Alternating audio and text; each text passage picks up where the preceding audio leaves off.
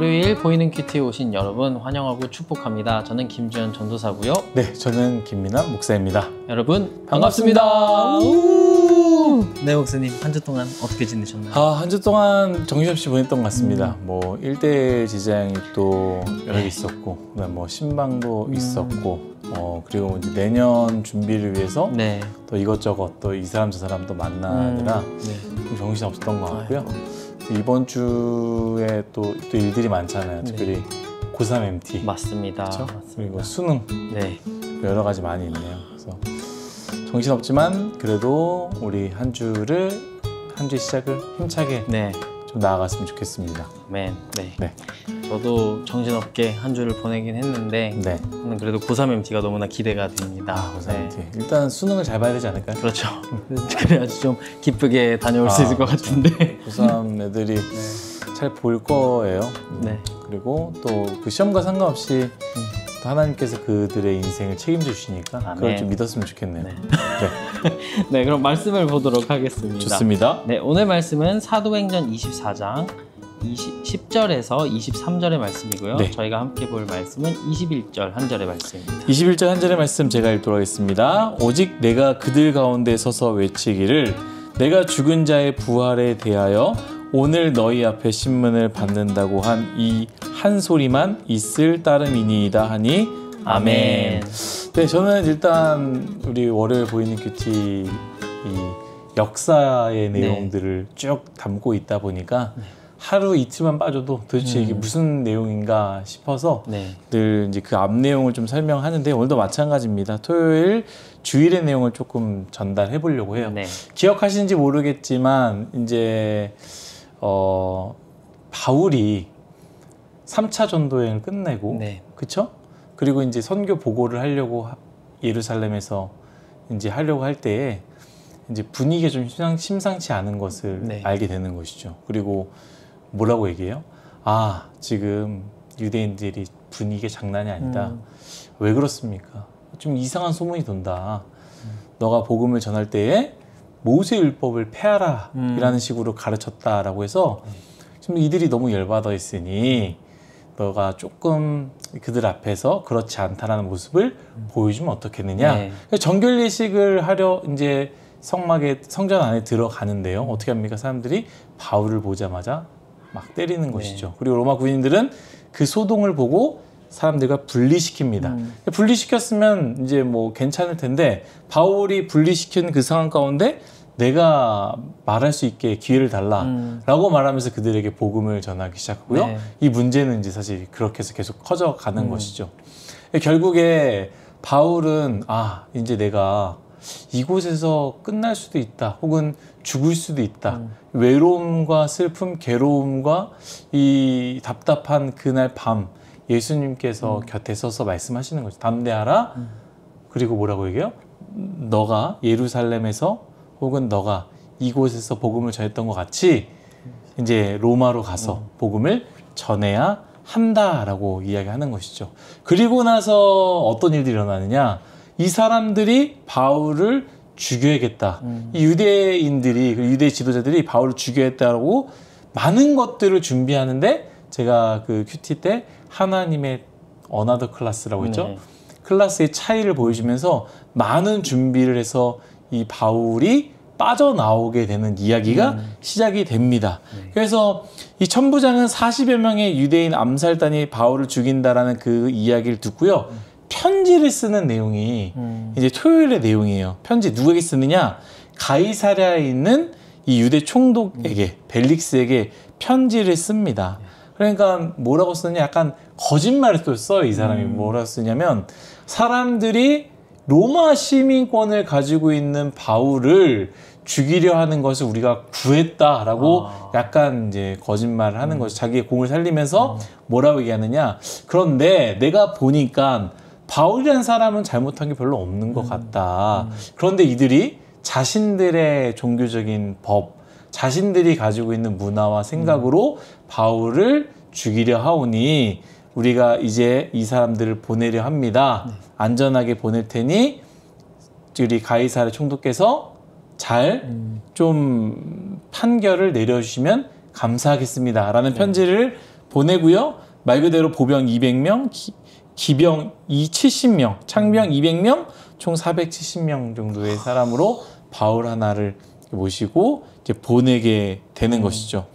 그리고 나서 이제 가이사랴에 도착합니다. 그리고 예루살렘에도 어떤 사람들이 오냐? 고발자들이 도착하는 것이죠. 그래서 고발자들은 대제사장 아나니아와 장로들이 누구를 고용하느냐? 이 전문, 이게 말만 잘하는 전문가들 있지 않습니까?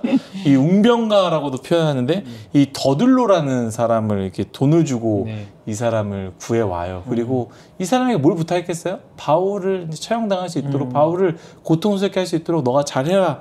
아, 걱정하지 마라. 내가 잘 말하겠다 하고 이 사람이 총독 앞에 섭니다. 그리고 나서 더들로는 이 재판 앞서서 이 재판을 유리하게 끌기 위해서 2절부터 4절까지 어떻게 얘기하느냐? 아첨하는 말을 막 해요. 실제로 벨릭스가 엄청나게 폭군이었는데 이 사람에게 벨릭스 덕분에 우리가 태평천하를 누리고 있습니다. 너무나 평안하게 지내고 있습니다라고 이제 아첨을 하면서 고발을 합니다. 고발 내용이 5절부터 8절까지의 내용이고요. 3가지의 제목을 씌워서 고발하는데요. 어떤 고발을 하느냐? 전염병 같은 자다. 그리고 천하를 소요하게, 그러니까 소동을 일으키게 하는 자다. 그리고 나사렛 이단의 우두머리이다 라고 이야기를 하는 것이죠. 그래서 이 사람을 처형해야 된다. 이 사람을 죽여야 된다 라고 이야기를 하는 것이죠. 이때 이제 많은 유대인들이 동조하는 것이죠. 저 말이 맞습니다 라고 이야기하는 것이 바로 오늘 말씀의 바로 직전까지의 이야기입니다. 네, 전도사님이 이제 또 오늘의 이제 말씀을 나눠주시면 좋을 것 같습니다. 네, 오늘 큐티는 벨릭스 총독 앞에 서게 된 바울의 모습으로 시작을 하게 됩니다. 그래서 자신을 이제 더둘로라고 하는 그 변호사라고 나와 있더라고요. 변호사까지 고용하여 고발하는 유대인들과 또 자기 자신을 변호하며 신앙의 고백을 당당하게 외치는 바울의 모습이 좀 대조되어서 참 인상 깊게 다가왔던 것 같아요. 바울은 먼저 유대인들의 고소에 대해서 반박을 했고 또 자신이 가지고 있는 신앙의 고백들을 통하여 반박하는 신앙의 타당한 이유를 밝히게 됩니다. 그랬더니 그리스도의 도에 대해서 좀 잘 알고 있었던 벨릭스 총독이 판결을 보류하게 되고 상대적 자유를 바울에게 허락해 주는 게 오늘 큐티의 내용입니다.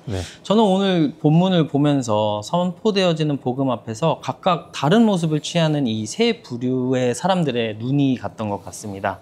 그래서 오늘 뉴송와이와 복음 앞에서 나는 어떤 모습인가 하는 질문과 함께 3가지를 나누기 원합니다. 먼저 첫 번째입니다. 첫 번째로는 유대인들입니다. 선포되어지는 복음 앞에서 유대인들은 당을 짓고 변호사를 선임하면서까지 자신들의 신념과 조금은 다른 바울이 전하는 복음을 대적합니다. 오늘 보기 원하는 3 부류 중에서 유일하게 집단으로 등장하는 것이 바로 유대인의 무리가 됩니다. 그들은 뜻을 모으고 힘을 모아서 바울을 없애려고 합니다. 사랑하는 뉴송와이 형제 자매 여러분도 선포되어지는 불편한 복음 앞에서 우리는 복음을 하나님의 말씀으로 듣고 있는지 아니면 목사님이 혹은 전도사님이 또는 그룹장님이 말하고 있는 그냥 인간적인 말로 듣고 있는지 조금 살펴볼 필요가 있지 않을까라고 생각이 들었습니다. 만약 후자라면 우리의 신념에 어긋나고 말씀이 우리를 불편하게 할 때에 우리는 당을 지어 복음을 대적할 수 있는 위험이 있다고 생각이 들었기 때문입니다.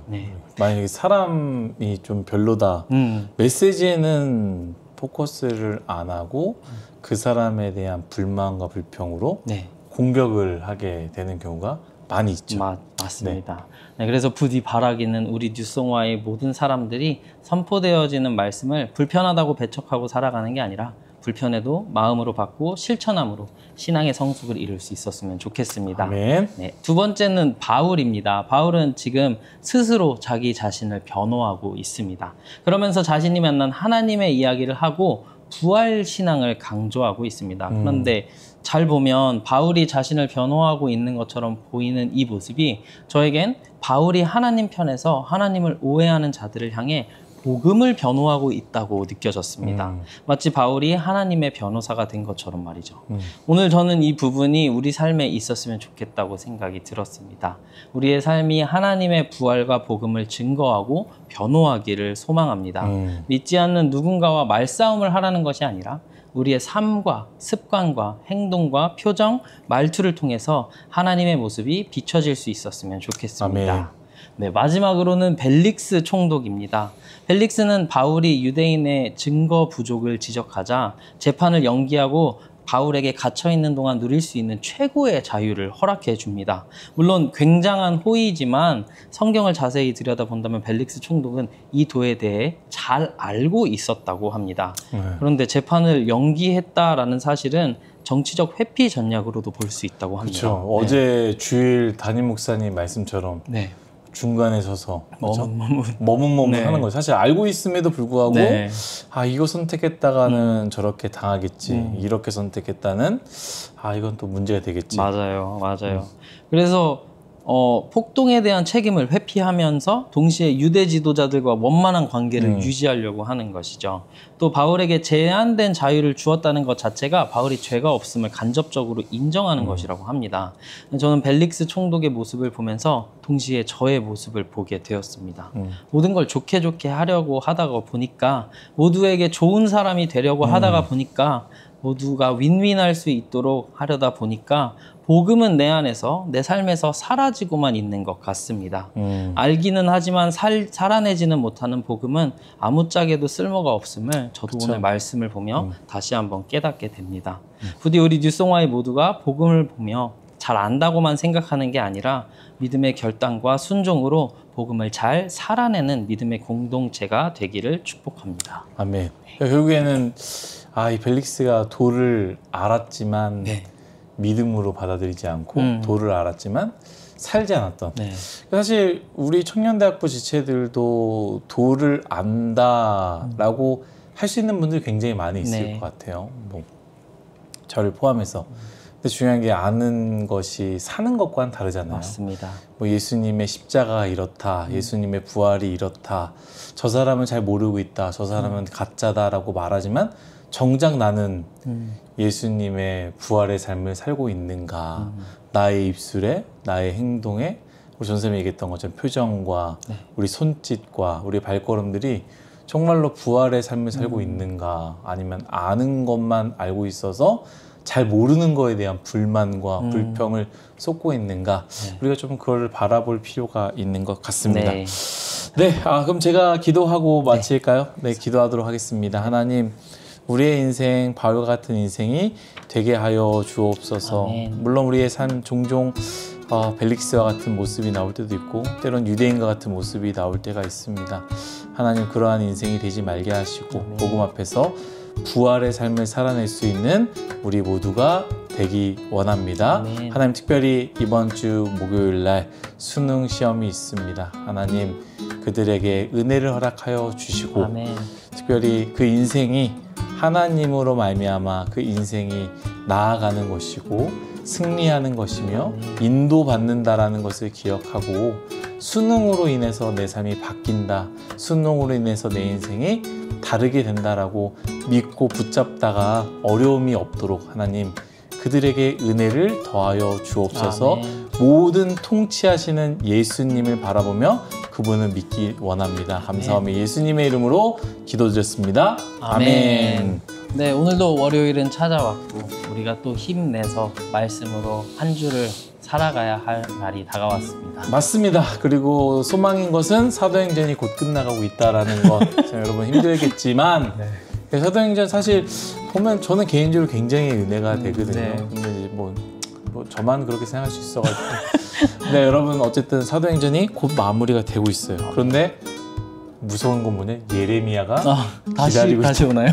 예레미야가 기다리고 있다는, 오히려 사도행전이 더 좋을 때가 아닌가라는 생각이 드는데 여튼 하나님께서 우리에게 사도행전을 또 은혜를 주시고 또 예레미야를 주시면 또 예레미야로 은혜를 받는 우리 모두가 되었으면 좋겠습니다. 말씀으로 승리하시기 바랍니다. 여러분 화이팅입니다. 화이팅!